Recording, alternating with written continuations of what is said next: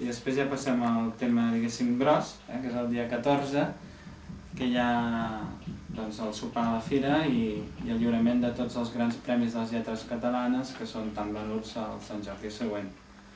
Ens han confirmat la presència del president Montilla i segurament també pot ser que acudeixin encara el president del Parlament o el vicepresident de la Generalitat, que ho acabaríem de confirmar més endavant. Pel tema dels tiquets està molt sol·licitat i com us hem dit, 3/4 parts dels tiquets del sopar ja venen, diguéssim, comprats fora de la demarcació. Per tant, aquesta quarta part o els tiquets que ens deixin, nosaltres els anirem lliurant a mesura que hi hagi peticions. El qui vagi a última hora, evidentment, sentint-ho molt, doncs no en tindrà.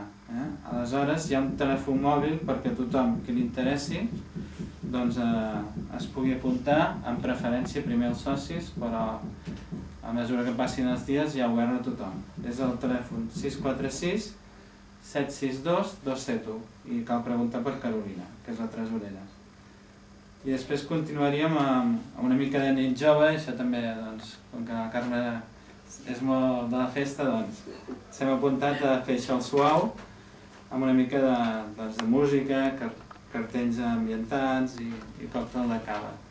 També s'ha dit que l'Ajuntament està preparant una primera copa al mateix lloc de la fira i anirem combinant aquestes activitats. I després, si vols explicar-ho el 15. Sí, el dia 15, amb la col·laboració de l'IMAC i el Patronat de Turisme, evidentment, es farà una ruta modernista per Reus, ara estem acabant de concretar els detalls, adreçada fonamentalment a la gent que pernoctin a Reus amb motiu de la nit de Santa Llúcia. Per tant, diríem que més que res està adreçada més que per la gent de Reus, està pensada per aquesta gent que venen de molt lluny, fan nit a Reus i aprofiten l'endemà al matí, si els ve de gust, fer la ruta modernista.